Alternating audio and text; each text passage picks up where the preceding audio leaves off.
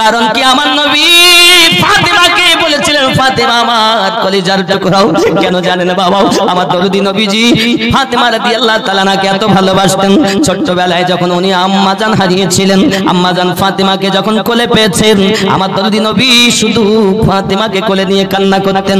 কেন? সাহাবায়ে কেরাম জিজ্ঞাসা করেন, হুজুর ফাতেমাকে আপনি এত ভালোবাসেন কেন?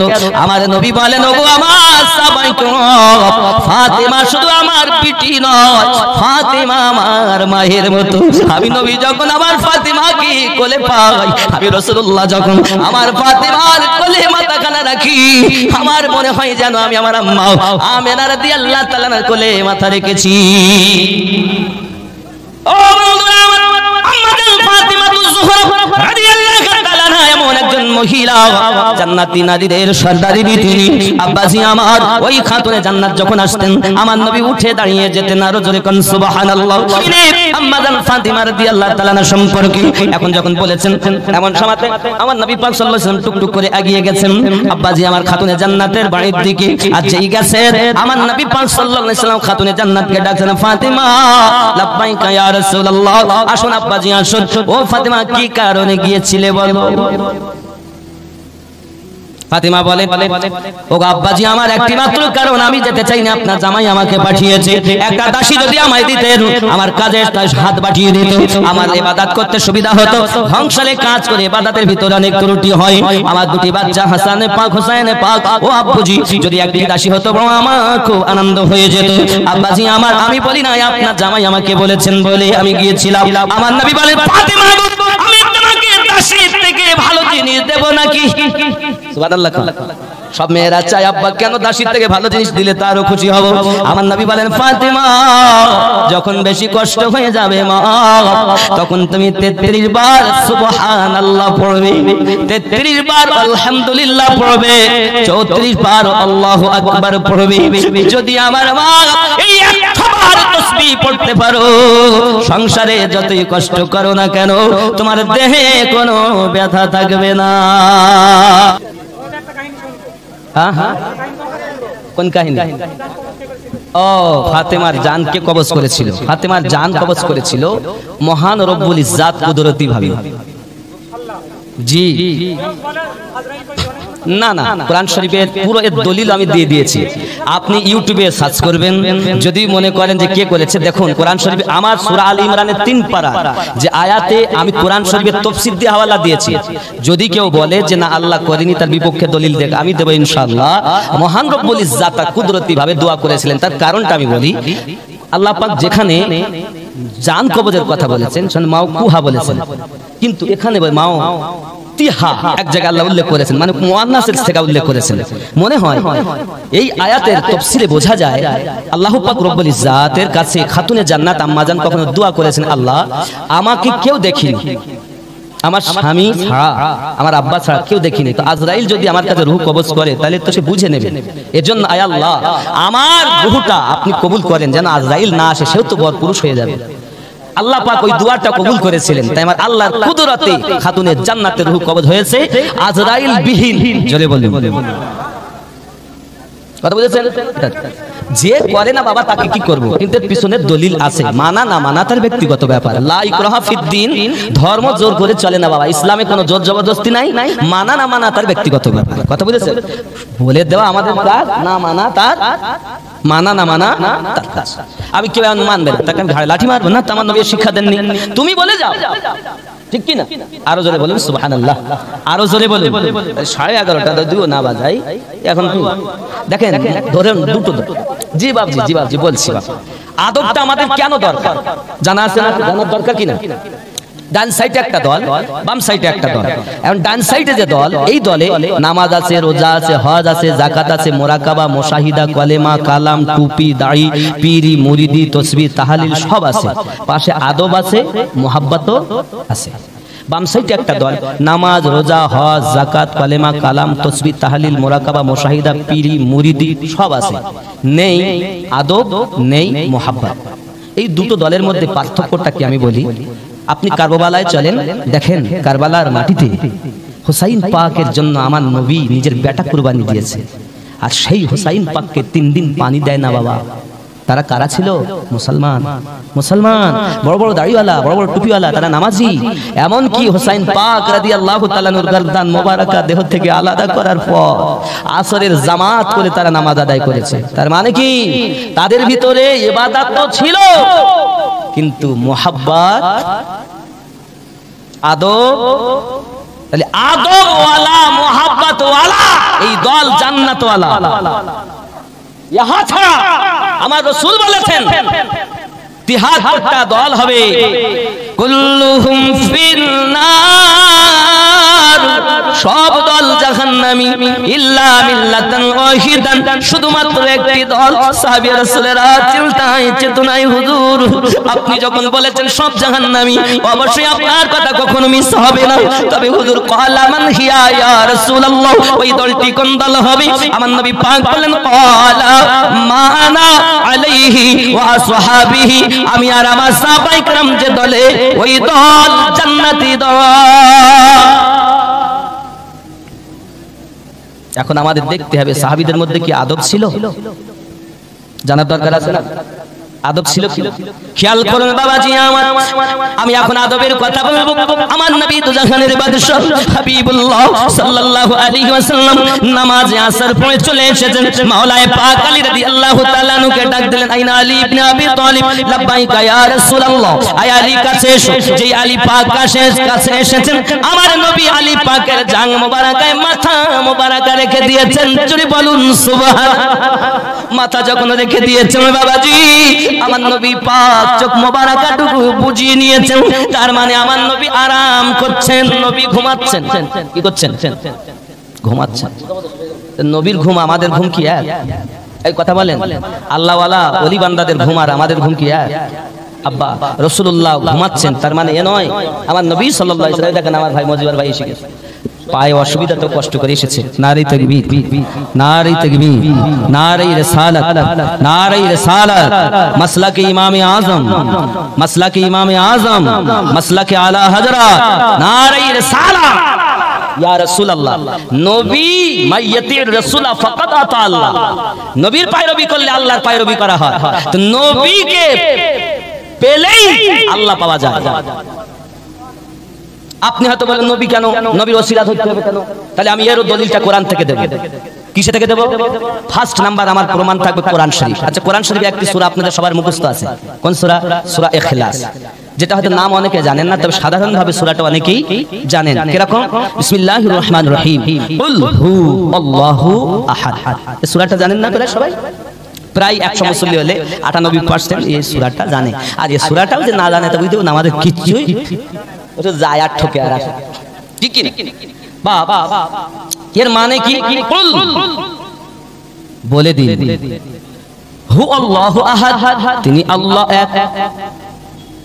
যদি আল্লাহ কাফ মানে বড় কাফ আর লাম কুল না দিতেন, শুধু বলতেন হু আল্লাহু আহাদ, তিনি আল্লাহ এক, তাও শব্দ পূর্ণ হতো নাকি? কিন্তু আল্লাহ কি বললেন? কুল বলুন, বলে দিন। কাকে বলছেন? কথা বলেন আমাদের নবীকে। কাদের নবীকে? আল্লাহ এক, এই কথাটাও আল্লাহ ডাইরেক্ট বললেন না, আমার নবীকে ওসিলা করে একাত্মবাদের পরিচয় আল্লাহ দিচ্ছেন। ঠিক কিনা বলেন? আল্লাহ এক নিজের পরিচয় দিতে গিয়ে আমাদের নবীকে বলতে বলছেন, নবীকে ওসিলা করে আল্লাহ তার একত্ববাদের পরিচয় দিচ্ছেন। যে নবীর ওসিলা আল্লাহ নিয়েছেন, সেই নবীর ওসিলা আমরা সুন্নি জামাতরা নেই। তোমার রাগ হয় কেন? পৃথিবীর মোল্লার কথা মানবো না, আমরা আল্লাহর কথা মানবো। ঠিক কিনা বলেন? সেই নবীর ওসিলা নিলে অসুবিধা আছে? কার কার অসুবিধা আছে নবীর ওসিলা নিলে? হাত তোলেন। নবীর ওসিলা নিলে কার অসুবিধা আছে? আল্লাহ পাক আমাদের আব্বা জানের দোয়া কবুল করেছেন, আমাদের আব্বা জানের, আম্মা জানের এই দোয়া কবুল হয়েছে আমাদের নবীর ওসিলায়। আমরা এর জন্য শুধু নারায়ে তাকবীর নারায়ে তাকবীর করি না, আমরা জানি নবীকেও না পেলে আল্লাহ পাওয়া। তো নারায়ে তাকবীর যখন বলবো, নারায়ে রিসালাত, আর না আল্লাহ পাইতে গেলে নবীর দরকার, আর নবী পাইতে গেলে ওলি আল্লাহ দরকার। ঠিক কিনা? আপনি ওলি আল্লাহ ছাড়া নবী পাবেন না। হুজুর একরকম কথা আজ পর্যন্ত কথা বলিনি। আচ্ছা জি বাবা, এবার যদি আপনাকে এটা বুঝতে হয় তাহলে আপনাকে আমি 3 প্রকারের রোগের কথা বলবো। কয় প্রকার রোগ? ভালো করে বুঝবেন আমার কথা, অনেকে রাগ হবে, কারণ এই কথা মানে আল হাক্কু মুদরুন, সত্য কথা তিতো। আচ্ছা, আমাদের ভিতরে রোগ আছে, সর্দি, জ্বর, আমাশা, মাথা ব্যথা, কারো আছে পেটে বাচ্চা, তাহলে ডেলিভারি কেস, কারো মাথা ব্যথা, বিভিন্ন রোগ আছে না বাবা? এই রোগের ডাক্তারও আছে, আছে না নাই? ডাক্তারের কাছে গেলে কি এমবিবিএস লন্ডন ফেরত ডাক্তার, বিভিন্ন রোগের ডাক্তার আছে। ইহা ছাড়া আরো মানুষের কিছু রোগ আছে। কিরকম? দাড়ি কাটা, সুদ খাওয়া, নামাজ না পড়া, মিথ্যা কথা বলা, পরের জমি আল ঠেলা, এরকম রোগ আছে না বাবা? এই রোগেরও ডাক্তার আছে। কোথায়? ওলামায়ে শরিয়াত। শরিয়াতটা হলো ডাক্তার আর ওলামায়ে কেরাম হলো এর ডাক্তার। জোরে বলেন সুবহানাল্লাহ। এই ওলামাদের কাছে গেলে এইসব রোগের ঔষধ পাওয়া যায়, আর ঔষধ মোতাবেক যদি আপনি সেবন করেন আপনি রোগ মুক্ত হবেন, আল্লাহর প্রিয় হয়ে যাবেন। জোরে বলেন, কথা বোঝা যাচ্ছে? জি। ইহা ছাড়া আরো এক প্রকারের রোগ আছে। কি রোগ? মসজিদে আযান দিচ্ছে, হাইয়া আলাস সালাহ, এসো নামাজের দিকে। ও বেটা নামাজ পড়তে যাচ্ছে না, বাজারে যাচ্ছে, এরা আছে না বাবা? নামাজে যায় না। এখন শয়তান ওকে বাধা দিয়েছে কে? ভালো কাজে, মানে নামাজ পড়তে যেতে বাধা দিয়েছে কে? কে বাধা দিয়েছে? শয়তান কয় প্রকার জানেন না? শয়তান 3 প্রকার, আগে জেনে নেন। আমি আমিনুদ্দিন যেগুলো প্রত্যেকটা দলিল সম্মত। শয়তান কয় প্রকার? 3 প্রকার। 1 নাম্বার শয়তান জিন শয়তান, 2 নাম্বার শয়তান মানব শয়তান, 3 নাম্বার শয়তান রিপু শয়তান, নফস শয়তান। কি শয়তান? নফস, রিপু। এই 3 প্রকারের শয়তান আছে। দেখবেন আপনি নামাজ পড়তে যাচ্ছেন, মানব শয়তান বাধা দিল, এখন যেও না গো। হয়তো অনেক সময় বলছে স্ত্রী বলছে, তুমি এখন নামাজ পড়তে যাচ্ছ কেন? পরে পড়া হবে না, আমি কাজটা করি যাও, তা যেই করি। মানব শয়তান বাধা দিল। সন্তানের মায়ায় মা নামাজ পড়ছে না, মানব শয়তান বাধা দিল। ঠিক কি না? এরপর বাবা আপনি সব ওভারটেক করে, ইবলিসও যেতে দেয় না, জিন শয়তান যেতে দেয় না, আপনি ওভারটেক করে গেছেন, ওযু করেছেন, পবিত্র পোশাক পরে মসজিদে গেছেন নামাজ পড়ার জন্য। নামাজ পড়তে যেই গেছেন, যাওয়ার পর ইমাম সাহেব বলে, এই কাঁধে কাঁধ মিলিয়ে দাঁড়াও। আচ্ছা কেন গো? তাতে শয়তান ঢুকলো। তার মানে ও বদমাইশ ওখানেও কথা কন না কেন? ঠিক কি না বলেন? কাঁধে কাঁধ মিলিয়ে দাঁড়াতে কেন? রাস্তায় বাধা দিল, ঘরে বাধা দিল, সব জায়গায় বাধা দিল, ওভারটেক করে মসজিদে এসে নামাজ পড়তে হচ্ছে, কাঁধে কাঁধ মিলাও। তো শয়তান ঢুকতে পারবে না, তো তুমি কতটা বাধা দিবা? যাও। এবার মনে করুন সকাল 10টার সময় সে ব্যবসা করে, কাপড়ের দোকানদার, 10টায় এসে দোকান খুলেছে, 1টায় 15 মসজিদের জামাত জোহরে, এখন এই 1টার সময় দোকান বন্ধ করেছে। এই 3 ঘন্টায় 10টা কাপড় বিক্রি করেছে, 5টা নগদ হয়েছে, 5টা ধার হয়েছে। কথা বুঝেছেন? এখন এই বেটা মসজিদে গিয়ে নামাজ পড়ছে, নামাজ পড়তে পড়তে আলহামদুলিল্লাহি রাব্বিল আলামিন, 5টা কাপড় দিলাম, টাকা দিবে কি দিবে না, এরকম হয় না বাপ? এই কথা বলেন না কেন? আমার কথা বাস্তবে মিলাবেন। যে যে কর্মে ব্যস্ত তার ওই চিন্তা চেতনা নামাজের মধ্যে হয়, হয় না? শয়তান শিরা উপশিরায় ঢুকে আপনাকে ধোঁকা দেয়। মৌলবীরা তো বলে নামাজ পড়ো, কিন্তু এই রোগের থেকে কিভাবে বাঁচবো এ কথা মৌলবীরা বলে। এই যে রোগ, এই রোগেরও ডাক্তার আছে। এই রোগের ডাক্তার কে? এই রোগের ডাক্তার হলো আল্লাহওয়ালা, নবীওয়ালা, ওলি আউলিয়া বান্দা যারা জোরে বলে, তারা কখনো আল্লাহ পাইয়ে দেয় না, আল্লাহ পাওয়ার রাস্তা বলে দেয়। ডাক্তারের ওষুধ, ডাক্তার রোগ ভালো করে না, তার রোগের ট্রিটমেন্ট অনুযায়ী ওষুধ সেবন করলে রোগ আল্লাহ ভালো করে দেয়। এই কথা বুঝতেছে? এই জিনিসটাই বোঝে না বলে অনেক পিছনে যাও না, পিছনে যাও, একমাত্র আল্লাহর ইবাদত করব, বাস মিটে গেল। যদি মনে করেন আপনার ভিতরে এই 3 প্রকারের মধ্যে কোন রকম রোগ আছে, আপনাকে ডাক্তারের প্রয়োজন আছে। রোগ যদি থাকে ডাক্তার লাগবে, আর যদি মনে করেন না আপনার কোনো রোগ নেই, তাহলে আপনার কোনো ডাক্তারের কথা বোঝা যাচ্ছে? জি। এই ইলমে তাসাউফ আল্লাহ পাক আমাদের জন্য সকলকে শিক্ষা দান করেন, জোরে বলি আমিন। একটু মহব্বতে দরুদ আল্লাহুম্মা সাইয়্যিদিনা মাওলানা ওয়া আলা আলি সাইয়্যিদিনা এই বন্ধু সোনামানিকেরাও, আমার আপনার নবী সাল্লাল্লাহু আলাইহি ওয়াসাল্লামের বিটি আম্মা জান ফাতিমা রাদিয়াল্লাহু তাআলা আনহা গোলাম তো পেলেন না, দাসী তো পেলেন না, বরং তো 100 বার তাসবিহ আমার নবী দিয়েছেন, 33 বার সুবহানাল্লাহ, 33 বার আলহামদুলিল্লাহ, 34 বার আল্লাহু আকবার, মোট 100 বার জোরে বলুন সুবহানাল্লাহ। আমার আম্মা জান গরিবের ঘরে বিয়ে হয়েছে বলে আপনি দুঃখিত হবেন না, চিন্তিত হবেন না। আমার নবী পাক শিক্ষা দিয়েছেন, কেন আমার নবী খাতুনে জান্নাতকে দাসী দিলেন না, আমার নবী কেন তাকে গোলাম দিলেন না, এই কারণে গোলাম দেননি। ওগো আমার ফাতিমা, তুমি আমার কন্যা হয়ে তোমার যদি দাসীর প্রয়োজন হয়, আমার অনেক গরিব উম্মাতানেরা তারা পৃথিবীর জমিনে গরিবের ঘরে জন্ম নিয়ে হাড় ভাঙা খাটনি সারা দিন ধরে খাটবে, তারা চাইবে আমরা তো একটা দাসী পুষতে পারলাম না, আমরা একটা চাকর রাখতে পারলাম না, তারা জানো ওই সময় ফাতিমা তোমার জিন্দেগিটা তারা ফলো করে। আমি নবীজি তোমাকে দাসী দিতে পারতাম, আমার উম্মতের মায়ায় দিলাম না। যে নবী আমাদেরকে এত ভালোবাসেন, ওই নবীর হিংসা করো না বাবা, ওই রাসূলের প্রেমের ভিতরে ত্রুটি করো না। আজ এত কষ্ট করে আমাদের মাঝে ইসলাম এসেছে, সেই ইসলামটাকে আপনি খেলনা মনে করবেন না বাবা। ইসলাম কারো বাপের দেওয়া সম্পত্তি নয়, আল্লাহর দেওয়া সম্পদ, আর রাসূলের আনা আমাদের এই ইসলাম। আর জোরে বলুন সুবহানাল্লাহ, লা ইলাহা ইল্লাল্লাহ, লা ইলাহা ইল্লাল্লাহু মুহাম্মাদুর সাল্লাল্লাহু আলাইহি ওয়াসাল্লাম। আব্বাজি আমার সোনা মানিকেরা খুব ভালো করে প্রেমের ভিতরে রাখুন। প্রেম কাকে বলে? আমার নবী পাকের ভালোবাসা কাকে বলে বাবা? প্রেম প্রীতি ভালোবাসা যদি আপনার ভিতরে না থাকে, আপনি কখনো নবী পাওয়া সম্ভব হয়ে উঠবে না। আমার নবীর প্রেমিক ছিলেন আপনার হযরতে বেলাল রাদিয়াল্লাহু তাআলা আনহু। আর জোরে বলুন সুবহানাল্লাহ। হযরত বেলাল রাদিয়াল্লাহু তাআলা কিঞ্চিত কথা বলতেন, সব রকম কথা আমাকে বলতে বলে আপনি জান্নাত একটু বেলাল, এইজন্য বলছি বলে রাগ হচ্ছে না। আমি হযরত বেলাল রাদিয়াল্লাহু তাআলা একটু কষ্টের কথা কইব, একটু কাছে আসেন না বাবা, একটু কাছে আসেন, দূরে দূরে যারা আছেন। জি বাবু ভিজে না? আচ্ছা তাহলে যে যেভাবে আছেন ওইভাবে থাকুন। আমি মনে করলাম মনে হয় শুকনো। যাক ঠিক আছে বাবা, ঠিক আছে ঠিক আছে ঠিক আছে। আর একটু জোরে বলুন ইয়া রাসূলুল্লাহ, আরো জোরে ইয়া রাসূলুল্লাহ। গজলটা কি ছিল?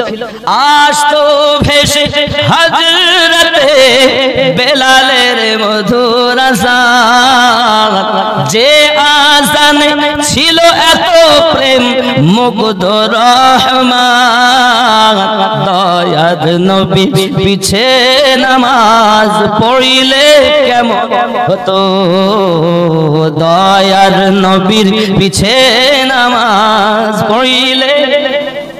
বন্ধুরে আমার বেলাল রাদিয়াল্লাহু তাআলা যখন কালেমা পড়ে ঈমান নিয়ে এসেছেন বাবা, উমাইয়া বিন খালফ, বাবা আমার উমাইয়া খালফের বেটা উমাইয়া বিন খালফ এগিয়ে গেল। বেলাল শুনলাম তুমি নাকি কালেমা পড়ছো। জি হ্যাঁ আমি কালেমা পড়েছি। বেলাল তোমার কি একবার চিন্তা চেতনা হয় না? আমি তোমার মুনিবের বেটা মুনিব, আমার কি তোমার ভয় লাগে না? জানো আমি কত কষ্ট দিতে পারি। হযরত বেলাল রাদিয়াল্লাহু তাআলা আনহু বলেন, আমি জীবনের বিনিময়ে নবী পাকের কাছে কালেমা পড়েছি, যতই কষ্ট দাও কালেমা ভোলা যাবে না। তাই নাকি? তুমি জানো এই মক্কা নগরে আমার সম্মুখে হিম্মত কারণ এই যে কথা বলে, তখন মুসলমানের সংখ্যা ছিল 11 থেকে 12 জন। কেউ কথা বলে না ভয়, যারা ঈমান আনতো লুকিয়ে লুকিয়ে, কি মার মারতো বাবা। আজকের এই যুগে যদি কেউ নামাজ পড়ে তো কেউ কি বলবে এই পড়িস না চলে যা? আহা, আর সেই যুগে আমার রাসূলকে প্রেম করলেই নামাজ তো দূরের কথা, প্রেম যদি কলেমা কেউ পড়তো তারও আঘাত করা হতো। বন্ধুরে আমার উমাইয়া বিন খালফের বেটা উমাইয়া বাড়ির ভিতরে চলে গেল, চাবুক নিয়ে চলে এলো বাবা। হাবশী বেলালকে জিজ্ঞাসা করে, বেলাল কলেমা ভুলবে না, চাবুকের আঘাত সহ্য করবি? হযরত বেলাল রাদিয়াল্লাহু তাআলা বলেন, আমি তো বলেই দিয়েছি আমাকে যতই আঘাত করেন না কেন আমি কলেমা ছাড়তে পারবো না। বাবা উমাইয়া করলো কি, সপাত সপাত করে আপনার কিনা চাবুক মারতে আরম্ভ করে দিয়েছে। বাবাজি এত জোরে জোরে চাবুক মারে পুরা দেহ ঝাঁঝরা করে ফেলেছে গো বাবা। আল্লাহ পাকের কি দয়া, আল্লাহ পাকের হাবিবের প্রতি কি মায়া। হযরত বেলাল রাদিয়াল্লাহু তাআলা আনহু কিছুই না বলেন, শুধু জবানে বলেন আনতা আহাদুন আনতা আহাদুন লা ইলাহা ইল্লাল্লাহ। জোরে বলুন সুবহানাল্লাহ। সারা দিন চাবুক মেরে মেরে যখন দেহটাকে ঝাঁঝরা করে দিয়েছে রে বাবা, পুরো দেহটা ক্ষত বিক্ষত করে দিয়েছে বাবা। এমনি সমাধি উমাইয়ার হাত আর উঠতেছে না বাবা, তার হাতে যন্ত্রণা শুরু হয়। উমাইয়া ডাক দিয়ে বলতেছে, ওই আমার প্রহরীরাও, যাও বেলালকে টেনে নিয়ে যাও, আর খামের সঙ্গে বেঁধে দিবি, খবরদার পানি যেন তাকে পান করতে দিবি না, কোনো খাবার যেন তাকে খেতে দিবি না। দেখবো তার প্রেম ভালোবাসা বেশি না আমি উমাইয়া তার কষ্ট দিতে পারি বেশি। এই বন্ধুরে আমার সারা রাত বেলাল রাদিয়াল্লাহু তাআলা কে পানি পান করার জন্য পানি দেওয়া হলো না, সারা রাত তাকে খেতে দেওয়া হলো না। আমার নবীর আশিক শুধু নবী নবী করে, লা ইলাহা ইল্লাল্লাহ, লা ইলাহা ইল্লাল্লাহ মুহাম্মাদুর।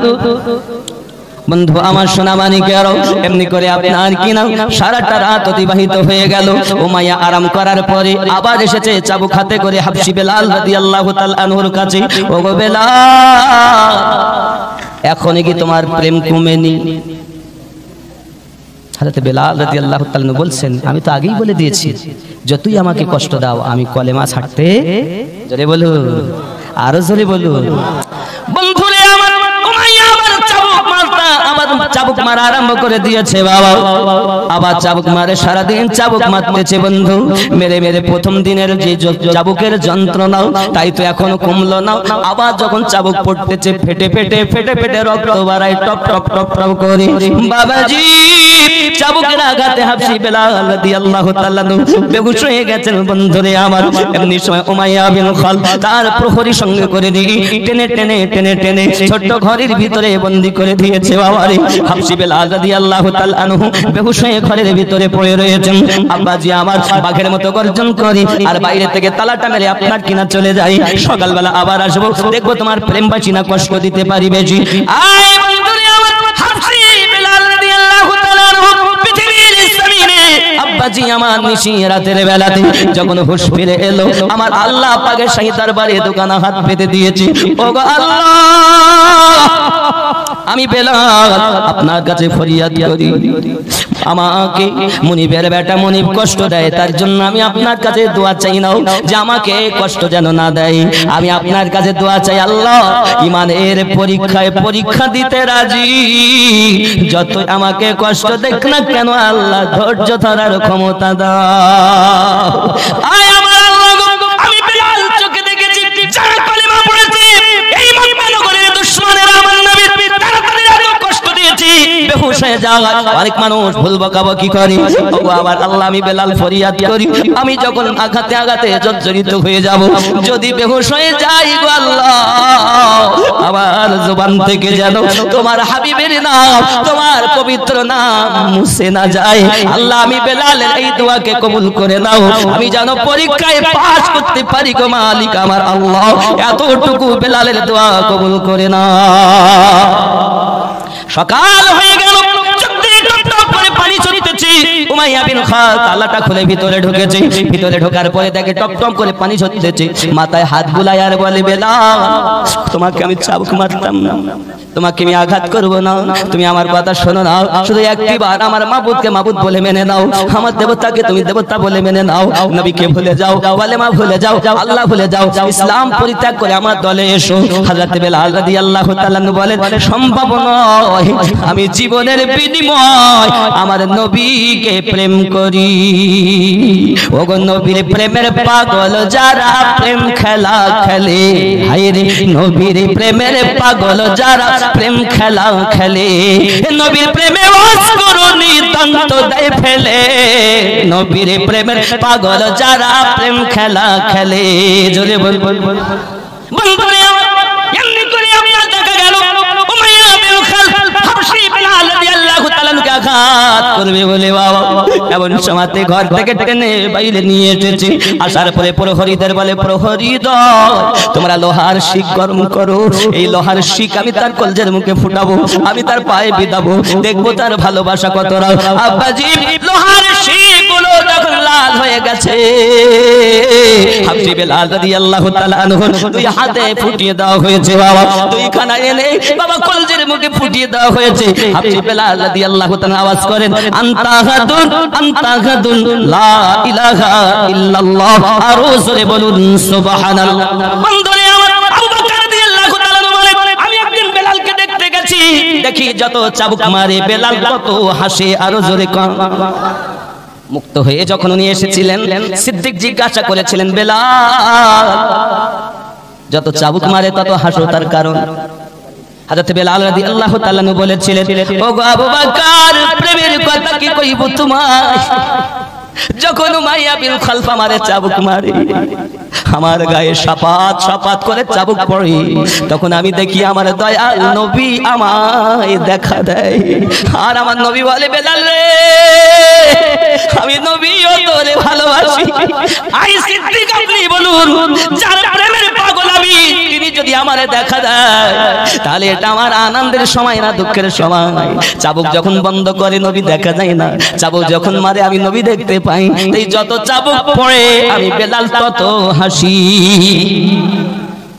প্রেম চেনা দরকার, প্রেমিক হলে বন্ধু নবীর দুশমন হয়ো না। যে রাসূলের সাদকাতে তুমি জীবন পেয়েছো, যে রাসূলের নামে তোমাকে কবরে শোয়ানো হবে, বিসমিল্লাহি ওয়া আলা মিল্লাতি রাসূলিল্লাহি বলে তোমাকে কবরে শোয়াবে রে বাবা। ইমাম সাহেবের নাম থাকবে না, আমিনুদ্দিনের নাম থাকবে না, বিসমিল্লাহি ওয়া আলা মিল্লাতি রাসূলিল্লাহ মানে আল্লাহর নামে নবী পাকের দলে তোমাকে শুইয়ে রেখে গেলাম। দুনিয়ায় তুমি বলো নবী আমাদের মতো, কেমন করে শোবে নবীর দলে? বলো নবী আমার মাটির, কেমন করে শোবে নবীর দলে? হে বন্ধু, যে নবী কোরআন মাজিদ এনে দিয়েছেন, যে রাসূল উম্মতের জন্য আল্লাহর কাছ থেকে নামাজ এনে দিয়েছেন, ওই নবীকে নিজেদের মতো বলো না। দুনিয়াতে আমার নবীর ভালোবাসা দরকার, কবরেও নবীকে চেনা দরকার, আর হাসরেও নবীর শাফায়াত আমাদের দরকার। আই ঠিক কি না? তাহলে আমরা কি নবীকে বড় ভাই বলবো? যারা আমাদের মতো বলে তাদের সঙ্গে চলবো? বন্ধুরে আমার, পৃথিবীতে আমাদের নবী শ্রেষ্ঠ নবী। উনি শুধু কোরআন শরীফ এনে দিয়ে পিয়ন নয়, উনি মেসেঞ্জার ছিলেন না, উনি আল্লাহ পাকের হাবিব ছিলেন। যে হাবিবকে ভালোবাসলে আল্লাহ ভালোবাসা হয়। এজন্য বলা, মন যদি দিতে হয় নবীকে দিও, ভালো যদি বাসতে হয় নবীকে বাসো। মন যদি দিতে হয় নবীকে, সবাই বলুন, নবীকে দিও, ভালো যদি বাসতে হয় নবীকে। কাকে বাসবেন? সত্যি তো? তাহলে দাঁড়িয়ে আর কাটবেন না, মিথ্যা কথা বলবেন না, নামাজ কাজা করবেন না। মন যদি দিতে হয় নবীকে দিও, ভালো যদি বাসতে হয়। আহা সারা জীবন কেঁদেছিলেন এই যে দুনিয়ায়, আহা এখন শুয়ে কাঁদেন সোনার মদিনায়। আহা সারা জীবন কেঁদেছিলেন এই যে দুনিয়ায়, এখন শুয়ে কাঁদেন সোনার মদিনায়। সেই নবীজির মহাব্বতে, সেই নবীজির মহাব্বতে মিলাদ পড়িও, মন যদি দিতে হয় নবীকে। আহা উচ্চ মোটা করে বলুন নবীকে, আর জোরে নবীকে। আহা পুলসিরাতের পারে নবী দাঁড়িয়ে থাকবেন, মিলাদ পড় উম্মতগণকে পার করাবেন। আহা পুলসিরাতের পারে নবী দাঁড়িয়ে থাকবেন, আহা মিলাদ পড় উম্মতগণকে পার করাবেন।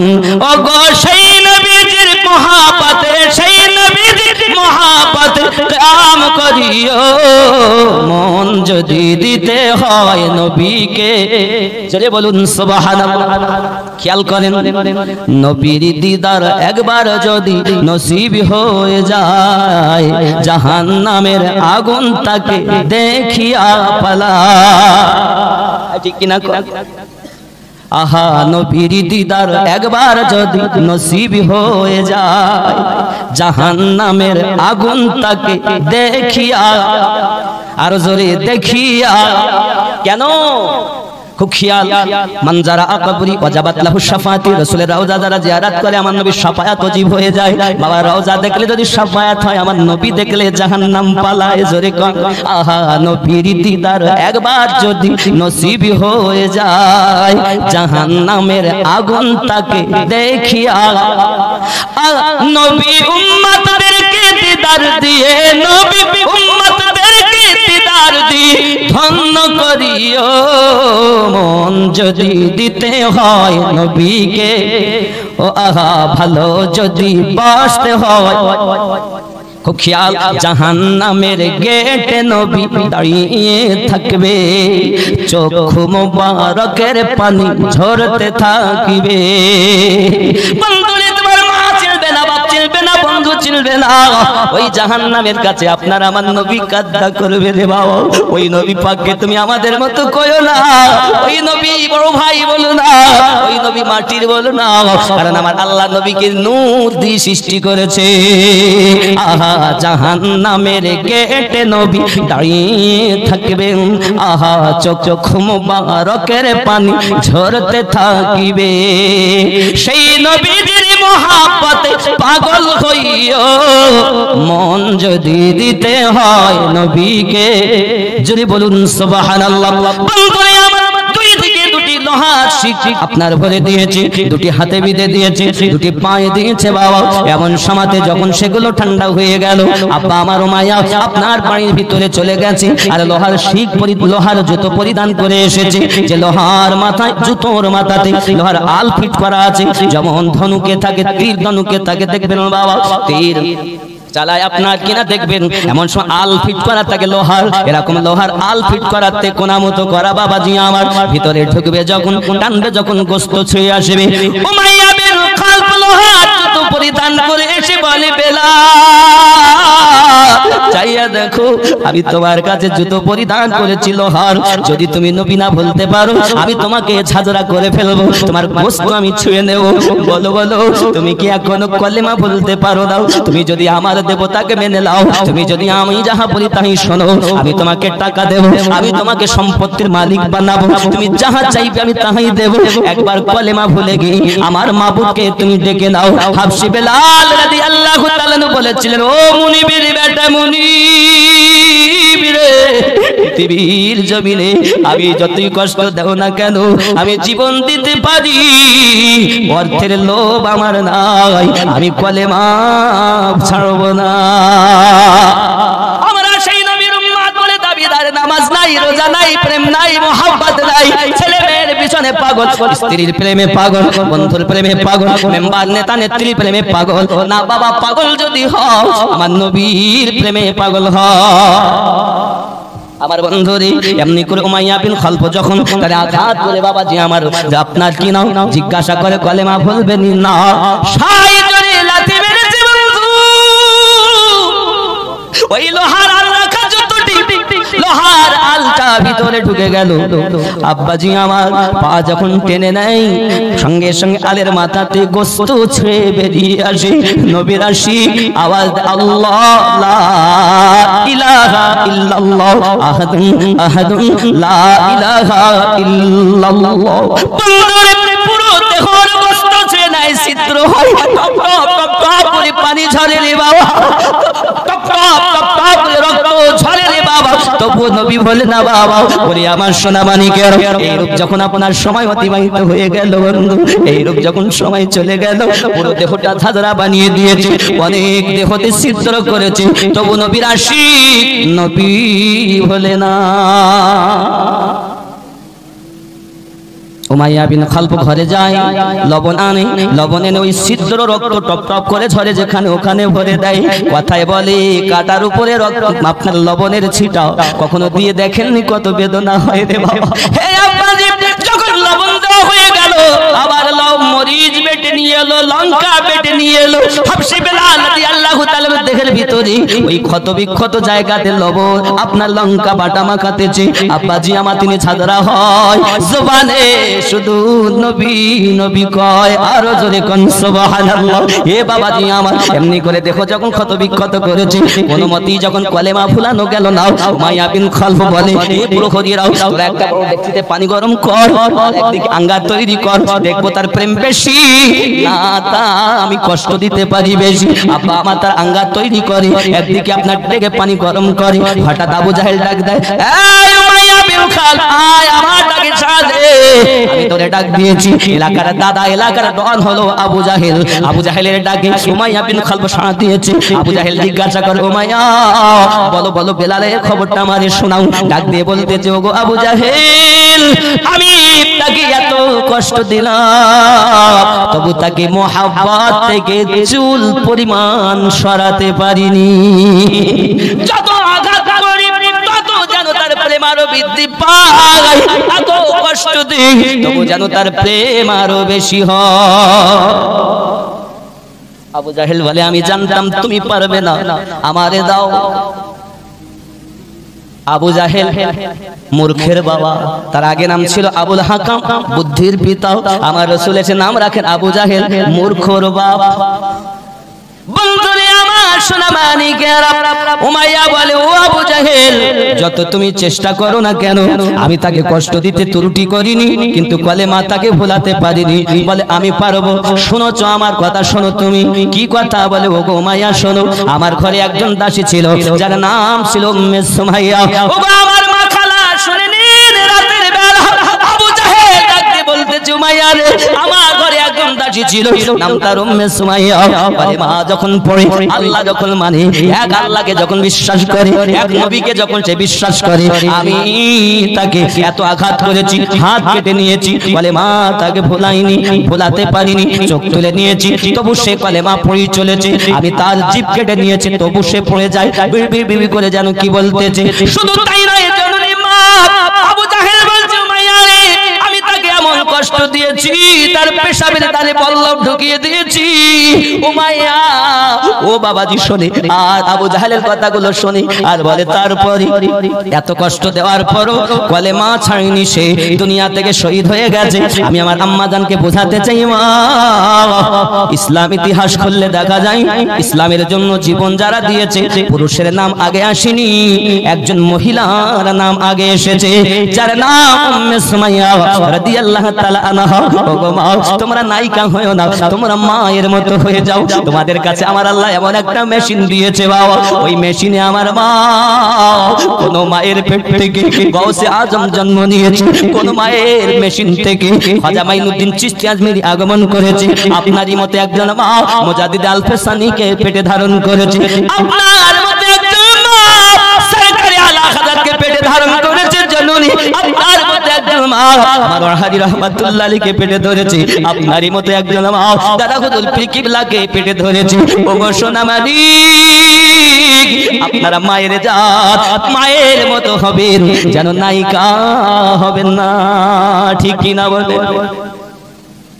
যে মা মায়ের মতো জীবন যাপন করে, তার এই মেশিনটা বাবা এমন একটা ফ্যাক্টরি, এখান থেকে আপনি যেমন মাল সাপ্লাই করবেন দুনিয়ায় তেমন সে প্রোটেকশন দেবে, ঠিক না? ঠিক ঠিক। এই জননী মা রাতের বেলাতে ওয়াজ শুনতে এসেছেন, আমি আমিনুদ্দিন দূর দূরান্ত থেকে এসেছি, আমরা কিছু বুঝি না, আমরা একটাই জিনিস বুঝি, নবী যেদিকে আমরা সেদিকে, ঠিক কিনা বাবা? আমার সোনা মানিকের আগিয়ে চলুন। এমনি করে আবু জাহেল বলে, না আমি পারবো। হ্যাঁ চলো, সাহেবা বলছে, তুই পারবা না গো? হ্যাঁ, যদি না পারি 20টা উট তোকে দেবো উপহার, যা। উতাইবা বলছে, হ্যাঁ তুমি পারবা না গো? দিবই 40টা উট মনে কর আমি দিয়ে দিলাম, যদি না পারি তা আমাকে দিতে হবে তোদের, তাই হবে। চলো, মনে কর 40টা উটের হকদার আমি আবু জাহেল হয়েই গেলাম। চল, প্রতিযোগিতা চলছে নবীর আশিককে কে কলেমা ভুলাতে পারে। সেই সময় বা এত কষ্টের পর ইসলাম আমাদের কাছে এসেছে, আর আমরা দুনিয়ার মোল্লা খালি ডিগ্রি দেখছি, ডিগ্রি। ওই বাবার এত বড় ডিগ্রি ওই হুজুরের, কি নবী মাটির গো? ডিগ্রি দেখো না শোনা, হাত জোড় করে বলে যাই মোহাব্বত দেখবে, যে যাকে প্রেম করে তার কখনো দুর্নাম। এটা দেখতে আপনি তো ডিগ্রির পাগল। পৃথিবীতে নবীনদের পরে সবথেকে বড় ডিগ্রি ছিল ইবলিসের, ছিল না? 7 লক্ষ বছর ইবাদত করেছে, পরে সেই ইবলিস হয়ে গেছে। আপনি ডিগ্রির বিচার করবেন না। আমি আমিনুদ্দিন হাত জোড় করে বলে যাই বাপ, বিচার হবে মোহাব্বত আর আদব আলাদা। নামাজ তো সবাই পড়ে, এই যে যুগ এখন যে সময়, নামাজেও মানুষ চেনা যাবে না, রোজাতেও চেনা যাবে না, পোশাকেও চেনা যাবে না। যদি হক আর বাতিল চিনতে হয়, দুটি জিনিসই চেনা যায়, নামাজ, রোজা, হজ, যাকাত, দাড়ি, টুপি, তাসবিহ, তাহলিল, মুরাকাবা, মুশাহিদার পাশাপাশি যাদের সঙ্গে আদবও আছে, মোহাব্বতও আছে, ওই দলটাই জান্নাতি। আর যে দলে সবই আছে কিন্তু আদব নাই, মোহাব্বত নাই, মনে করবেন এই দল যতই ডিগ্রি অর্জন করুক, ও দল 72 দলের অন্তর্গামী। এটা আমার কথা না, স্পষ্ট কথা। আপনার ব্যাপার, লা ইকরাহা ফিদ্দিন, ধর্মে কোনো জোর জবরদস্তি, মানা না মানা আপনার ব্যাপার। আল্লাহ যেন আমাদের তৌফিক দেন, আমরা যেন রাসূলের প্রেমের পাগল হতে পারি। জোরে বলে, আমার নবীকে প্রেম করলে ক্ষতি হবে? এই কথা কন না। আমার রাসূলকে গাছে চিনেছে, মাছে চিনেছে, চন্দ্র চিনেছে, সূর্য চিনেছে, চিনেনি হতভাগা মানুষ কিছু, তার আমার নবীর বদনাম করেছে। ঠিক কিনা? আরো জোরে কোন সুবহানাল্লাহ, আরো জোরে বলুন নূরে মুহাম্মদ রাসূল আরবি। সুবহানাল্লাহ। বাবা, আমি একটা সংগঠন করেছি, সুন্নি জাগরণ কাফেলা। কি সংগঠন? সুন্নি জাগরণ কাফেলা। এই সংগঠনের নামে চ্যানেল। জি, কোনটা? ওই যেটা জন্ম আমার নবীর যুগে, আবার কইতে হবে? ওরে বাবা, যে আবার কইতে হবে, কটা বাজে গো? হয়ে গেছে। ওইটাই বলে দোয়া না, দোয়া করে দাম মজুর ভাই আছে, উনি করে দেবেন দোয়া। আমি ব্যস্ততা বেরিয়ে যাবো বাবা, তবু ছোট করে আমি ইনশাআল্লাহ তাহলে একটুখানি করে দেবো। আমি কিন্তু শেষ দোয়া করুন, উনি আখেরি দোয়া করবেন। বল বাবা, আমার সংগঠনের গজলটা শুনবেন না? ওরি দুটো, এই সুবহানাল্লাহ। সত্যি আপনাদের উপস্থিতি মনে হয় আপনারা নবীকে ভালোবাসেন। বাবা, নামাজ কাজা করবেন না বাপ, যদিও কর্মের শরীরে কাজা হয়, যখন বাসায় আসবেন বাপ নামাজ পড়িতেই শোবেন বাবা। ঠিক তো বাপ? শোবেন বাবা। জীবনে দেখা হবে কিনা, কার জীবনের শেষ জালসা, হয়তো আমারও শেষ হতে পারে, আপনারও আর দেখাও না হতে পারে।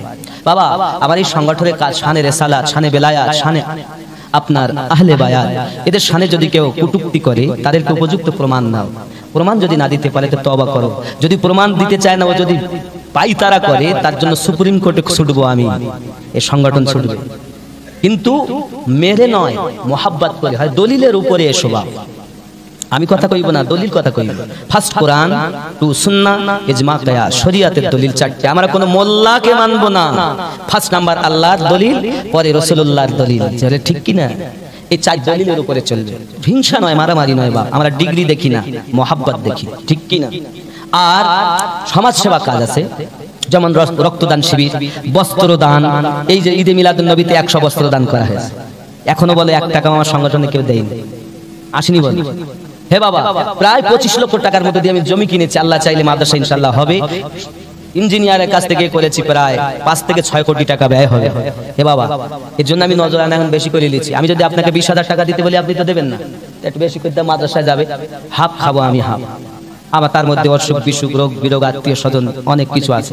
আপনারা কি পারবেন না? হয়তো দেখা যাচ্ছে 10,000 দিতেন, তার ওইটা মাদ্রাসা আমার নয় আপনাদের, সংগঠন আমার নয় আপনাদের। হে বাবা, একটা মেয়ে বাপ নেই, তার বিয়ে দিতে হবে, মা আছে কিন্তু পাচ্ছে না, এই সংগঠন তার পাশে দাঁড়িয়ে তাকে ইনশাআল্লাহ তাআলা তার বিবাহের ব্যবস্থা করবে। এই কাজ ভালো না খারাপ? ভালো। এবার এই সংগঠনের সদস্য পদ গ্রহণ করতে মাসে 10টা টাকা আপনি দিতে পারবেন না বাবা? মাসে 10টি টাকা। এই সংগঠনে ইনশাআল্লাহ তাআলা আমি দূর-দূরান্ত যারা আছে এদের কাছে তো ফরম আমি এইভাবে পৌঁছাতে, অনলাইনের মাধ্যমে কিভাবে হবে ইনশাআল্লাহ চেষ্টায় আছি। 1 সপ্তাহের মধ্যে আপনারা পাবেন অনলাইনের মধ্যে।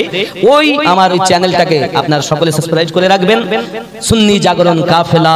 ওর মাধ্যমে আপনারা জানতে পারবেন কিভাবে কোন দোকানে গিয়ে এই সুইচ টিপলে সংগঠনে যোগ হবে। কেউ 20, 50, 100 দিতে পারেন, কিন্তু সর্বনিম্ন 10টা টাকা দিতে হবে। দেবেন তো বাপ? আমি পেটে খাওয়ার জন্য করিনি, খোদার কসম করে বলছি বাপ। আর দোয়া করবেন যেন আল্লাহ তার পয়সা যেন আমাকে না খাওয়ায়। আমি সংগঠন করেছি মানুষকে সত্যকে জানানোর জন্য। বুঝতে পেরেছেন? হে বাপ, তাহলে আমি একটু গজল বলি।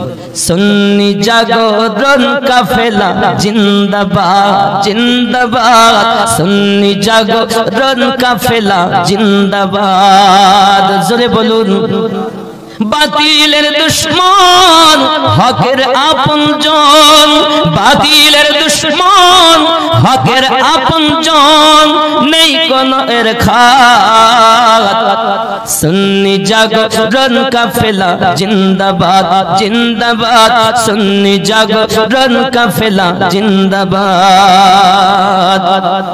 ঠিক কিনা? এই গুমরাহিতে যাচ্ছে ভরে এই সমাজের মানুষজন, বদ আকীদায় ঈমান সাজায় নবীর আশিক হয় কজন। গুমরাহিতে যাচ্ছে ভরে এই সমাজের মানুষজন, বদ আকীদায় ঈমান সাজায় নবীর আশিক হয় কজন। ওয়াহাবিদের মুখোশ খুলে পর্দা তাদের করতে ফাঁস, কবর থেকে আনবে তুলে চেপে রাখা ইতিহাস। গুমরাহিতে যাচ্ছে ভরে এই সমাজের মানুষজন, বদ আকীদায় ঈমান সাজায় নবীর আশিক হয় কজন। ওয়াহাবিদের মুখোশ খুলে পর্দা তাদের করতে ফাঁস, কবর থেকে আনবে তুলে চেপে রাখা ইতিহাস। যারা বিয়াদব দিতে তার জবাব, যারা বিয়াদব দিতে তার জবাব, তৈরি হয়েছে ভাঙতে মুনাফিকের দাঁত। সুন্নি জাগরণ কাফেলা জিন্দাবাদ জিন্দাবাদ, সুন্নি জাগরণ কাফেলা জিন্দাবাদ, জোরে বলো। আহলে বায়াতের আশিক যারা তাদের এটা হাতিয়ার, নবীর শত্রু আসো যারা হও না তারা হুঁশিয়ার। হকের ঝান্ডা উড়বে ধরায় ফেরকাবাজি চলবে না, হকের ঝান্ডা উড়বে ধরায় ফেরকাবাজি চলবে না। সত্যকে আজ লাও গো জেনে নইলে ঈমান থাকবে না। ফিতনা ছেড়ে দাও কবুল করে নাও, ফিতনা ছেড়ে দাও কবুল করে নাও। ঈমানকে বাঁচাও ধরো হকের পথ। সুন্নি জাগরণ কাফেলা জিন্দাবাদ জিন্দাবাদ, সুন্নি জাগরণ কাফেলা জিন্দাবাদ, জোরে বলুন আরো জোরে। কিসের ওপরে সংগঠন চলে? হাদিস কোরআন ইজমা কিয়াস দরুদ সালামের সাথে জীবন যাপন করতে হবে নূর নবীর মুহাব্বতে। এই হাদিস কোরআন ইজমা কিয়াস দরুদ সালামের সাথে জীবন যাপন করতে হবে নূর নবীর মুহাব্বতে। সঠিক পথের দিশা নিয়ে হকে যারা চলতে চাও, সুন্নি জাগরণ কাফেলায় এসে তারা নাম লিখাও।